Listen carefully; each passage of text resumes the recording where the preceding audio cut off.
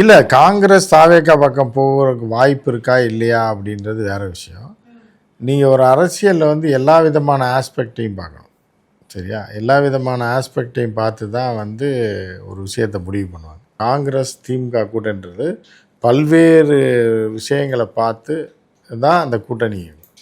டெல்லியில் அரசியல் நடத்தணும். இப்போ காங்கிரஸுக்கு எந்த விதமான செல்வாக்கு இல்லை.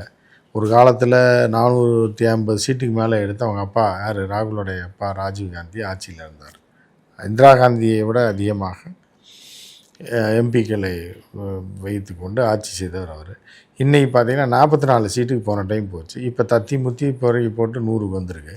ஸோ இந்த நேரத்தில் வந்து விஜயோட சேர்ந்தால் இன்னும் குலநாசம் தான். விஜயோட சேர்ந்து எப்படி டெல்லி அரசியல் நடத்துறது? அப்புறம் டிஎம்கே வெளியில் வந்துச்சு அப்படின்னா டெல்லியில் இவங்களுக்கு லாஸோ லாபமோ அடுத்த விஷயம். டெல்லியில் காங்கிரஸ் அரசியல் பண்ணவே முடியாது. அது காங்கிரஸ் டெல்லி தலைமைக்கு தெரியும். சரியா? இவங்க ஆசைப்படுறாங்க. இவங்களுக்கு ஏதோ பிடிக்கலன்றதுனால எதையாவது ஒரு குற்றச்சாட்டு சொல்லி அதுலேருந்து வெளியில் வரணும்னு யார் பார்க்குறாருன்னா மாணிக்கம் தாகூர் மட்டும்தான் பார்க்குறாரு. இன்னொரு சில பேர் பார்க்குறாங்க. மித்த மாநில தலைமையோ இல்லை மித்த எம்எல்ஏக்களாக இருக்கக்கூடிய யாராவது வாய் திறந்துருக்காங்களா? இல்லை. வேறு எம்பிக்கள் யாராவது வாய் திறந்துருக்காங்களா? இல்லை. சத்தம் வந்து மாணிக்கம் தாக்கர்கிட்ட மட்டும்தான் வரும். ஜோதிமணி சத்தம் போட்டாப்புல இப்போ சத்தத்தையே காணாம்.